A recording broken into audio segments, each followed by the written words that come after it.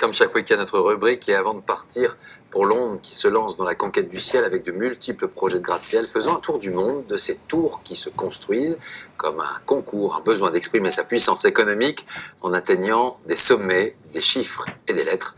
Aurélia Guima, Christophe de Martineau. 541, 634, 828, qui dit mieux 1000 mètres, nous y voilà, enfin presque. D'ici 3 ans, c'est la hauteur que devrait atteindre en Arabie Saoudite la plus haute tour du monde, Kingdom Tower, 1 km de haut, l'équivalent de 3 tours Eiffel. Le coût du projet aussi donne le vertige, 1,2 milliard de dollars. Dans cette course aux nuages, la tour Burj Khalifa est pour l'instant toujours en tête, 828 mètres et une recette de poids.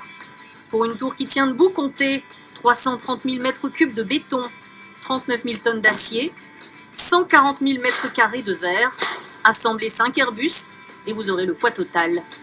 Reste à grimper les 160 étages, 57 ascenseurs les plus rapides du monde vous hissent, tenez-vous bien, à la vitesse record de 10 mètres par seconde. Il paraît bien petit, le tout premier gratte-ciel américain avec ses 42 mètres au-dessus de Chicago. C'était il y a seulement 130 ans. Histoire éternelle d'une compétition qui se joue désormais entre le Moyen-Orient et la Chine. En 2014, 100 buildings de plus de 200 mètres ont été érigés sur la planète et plus de la moitié sont chinois.